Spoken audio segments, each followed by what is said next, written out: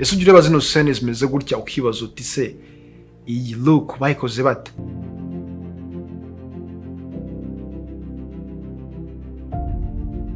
Guys, ingenzi nuko udakeneye light nyinshi cyangwa studio nini kugira ngo ubone image imeze gutya. Kuri shot nashaka gukora image isa neza ifite warm cinematic look, ariko ikanagaragaza nkaho urumuri nyine rw'izuba rwinjiye mu nzu cyase mu idirishya mu buryo busanzwe. Ariko ikibazo cyari kimwe, urumuri nyarwo rwinjiraga mu idirishya ntabwo rwamaga look nashakaga. That's niyo mpamvu nyine nahisemo gukoresha lighting yanjye nkoresheje amatara abiri.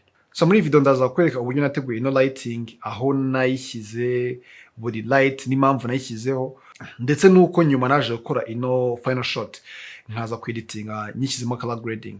So guys, mbere yo gutangira ino video nari nsanzwe mfite idea ko nashaka gukora ino final image imeze gutya. So nashaka scene nyine iri warm look, cinematic feeling, iri natural light, ku buryo nyine iyo umuntu abirebye abona nkaho ari ibintu biri real, okay? So kuri shot nahisemo gukoresha urumuri rwinjira mu idirishya, ari rwo nyine ruba source y'ingenzi y'urumuri muri iyi scene. So hano iyi niyo room nari mfite mbere yuko ntangira process. Ubona ko props nari mfite mu akabati, intebe, ameza ndetse n'idirishya. Aho kugira ngo mbishyire ku ruhande, aho kugira ngo byose mbikuremo, just nahisemo kubikoresha nk'igice cy'iyi scene, kuko environment nayo igufasha guteringa story. So light ya mbere nakoresheje yari main light cyangwa key light, nayishyize muri angle ya 45 degree ugereranyije naho umuntu yarari. And then nzana gukoresha soft box. Impamvu nakoresha soft box nuko nashaka kugira ngo urumuri rworoshye ku maso. Iyo nza gukoresha light iri hard cyase idafite diffusion, angana ariko nkoresha nyine urumuri ruri hard. Ariko ino soft box niyo yatumye ino light yanjye iba soft, ikagenda ikwira ku maso nyine mu buryo bwiza tu. Kuko nanze gushyira light imbere y'umuntu, kuko iyo nza kwishyira straight imbere ye yari kuba bright hose kandi image ikaba iri flat, ahubwo nayishyize ku ruhande.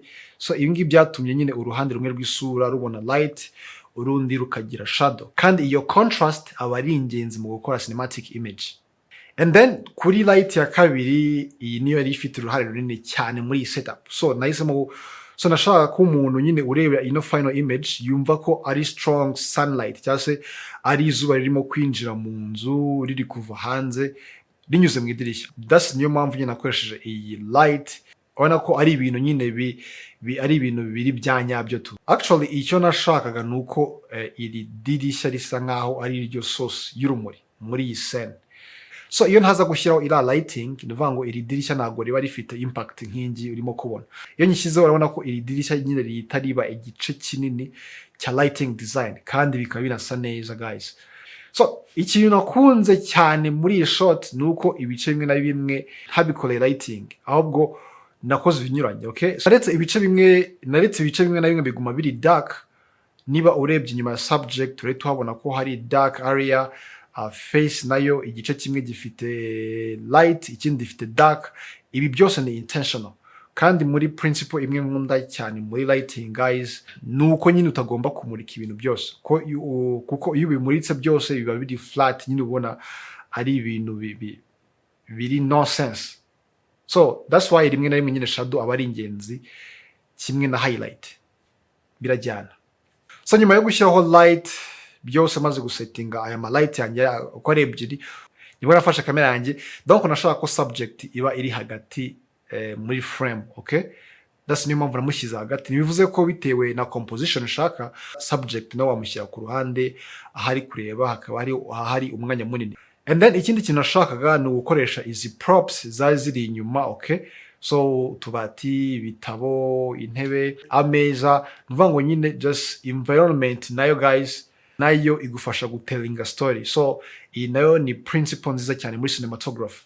So byose maze kubitunganya fresh, nibwo natangiye gushutinga. So nkuko urimo kubibona, lighting yaduhaye mood, and then composition yanjye iduha visual structure, and then performance y'umu character cya subject yaduhaye emotion, uburyo nyine barimo kwactinga, movement ziwe. Urabona ko yes, urabona ko ni ibintu biri cool, ni ibintu bisa neza cyane.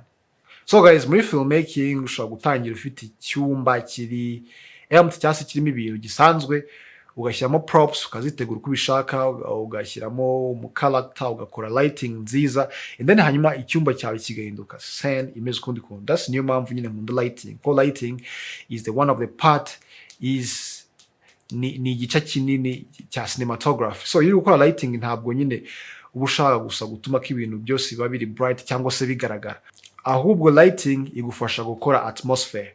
Final result yanjye yabonetse, nicyo gihe ngo nyijyane muri software editing imbere ku buryo nashyizemo color grading.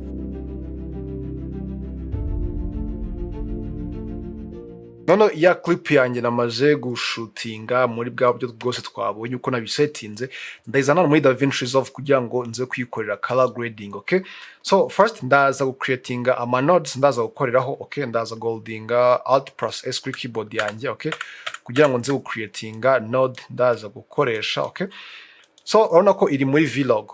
So icyo ndaza gukora bwa mbere, ndaza kubanza nayikura hano muri flat image. Okay, nyishyire muri Rec 709. Okay, nkoresheje ino color space transform. So ingi ndabanza nyi renaming as color space transform, noneho inze kwiterura nyishyire hano kuri node yanjye. Okay, so hano kuri input color space ndaza gukoresha Panasonic Vlog Vigament kuko ni Lumix nakoresheje, and then ahangaha ndaza gukoresha Panasonic Vlog. So kuri output color space inze gukoresha Rec 709. Okay, no kuri input gamma ndaza gukoresha Rec 709. So guys, urabona ko image yanjye already gutya. This is before, this is after. Hanga already yavuye muri flat yageze muri Rec 709. Okay, and then ikindi ndaza gukora hano kuri node ya kabiri, ndaza kuri kongera, ndaza no kuri curve inze kongera nka exposure gatoya. Okay, noneho inze kwihereza contrast muri ubu buryo. Urabona ko yes, uburyo itangiye gusa irasa neza, ariko wirinda ko niba uzamuye urumuri gutya guys, wirinda yuko ahantu hari highlight guys hashobora kwangirika. Okay, so izamura gake bitewe n'ubundi yes n'uburyo urimo kubona look yawe. Okay, so kuri shadow nayo ndaza kwimanura gutya gatoya. Okay, urabona ko gutya bisa neza. Okay, and then so ndahita nzana ku HDRI. Okay, ino HDRI. Okay, ahangaha n'ubundi ukiri kudiringa n'urumuri. Okay, for example hano niba kuri highlight yawe igifite highlight nyinshi, ubona ko yes ushobora kuyizamura cyangwa se ukayimanura, ariko ahangaha nge iri it's okay, bimeze neza.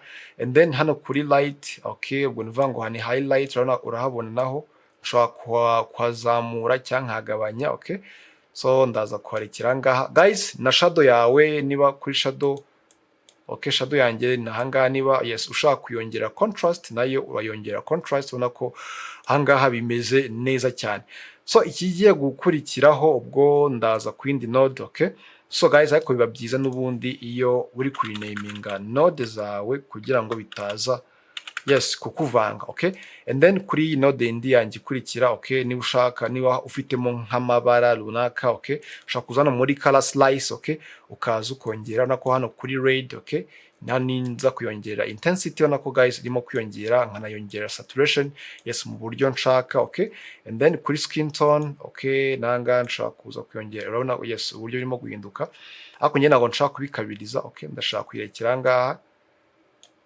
Ahangaha ni sawa. Okay, and then so ndashaka kwihereza aka mood kari cinematic. So ndaza kuri node yanjye. Okay, ndaza kuri node yanjye yindi kurikira, inze nsubirano kuri wheels yanjye. Okay, ngiye gukoresha shadow. So for example hano muri shadow ndashaka kwashyira mu ibara runaka. Okay, so bivuze yuko okay, niba ushaka kuyongera n'ubundi ushaka kuyongera intensity yayo hano, none hano amabara 3 RGB dufite ushaka kuyiherezamo yes. Okay, ubona ko gutya guys nkizemo yes green.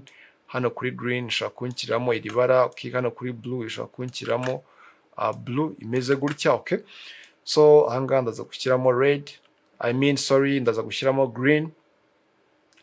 Urabona ko igiye muri shadow yonyine gusa, and then niba no kuri highlight ushaka gushyiramo ibara. Okay, so nshaka kuza naho yes nkakoresha no highlight no wheels yanjye. Urabona ko yes hano hari highlight yes hari kugenda ari kujyamo ibara, ndi kugenda ndimo ndashyiramo. Okay, nshaka kuhereza nk'iri ngiri. Okay, cyase nkarimanura hasi gutya guys, urabona ko ari ibintu bimeze neza cyane. Okay, so kuri lighting yanjye ikanze kwadingamo dark, hano hari dark. Okay, ndaza kwihereza yes ibifite ibiri dark cyane. Okay, So guys, nk'uko urimo kubibona urabona ko guys ino color grade yanjye iri simple ariko iri cinematic, ariko n'ubundi ya lighting yacu nayo yabigizemo uruhare. Hano urabona ko kuri face imwe mfite light, indi mfite shadow, okay? So ni ibintu byiza cyane, okay? Hano kuri background urabona ko za props ziba zimeze fresh, hano ziba ziri ku telling a story, ziri kubigaragaza neza cyane. So guys, iyi niyo final result yanjye. Niba ushaka gukora cinematic shot, ntutekereze ko ugomba kugira light nyinshi 10 zingahe, no, just tangira light imwe gusa. Ahubwo icyo ugomba kwibaza uti se, uribaza uvuge ngo iyi light ndayishyira he, so ndayisettinga gute kugira ngo mood nshaka ize kugaragara cyangwa se ize kuba. So ibyo ngibyo bimaze kumenya, nibwo ushobora kubaka scene yawe ukoresha lighting kandi bimeze fresh. Guys, niba wakunze ino video, please ntugende udakoze subscribe, uyiliking, uyicommanding kugira ngo ujye ubona andi ma video n'ubundi ya cinematography, lighting, VFX, editing n'ibindi bintu biri related na filmmaking. So ndakunda cyane rero, tuze guhurira muri video y'ubutaha. Peace.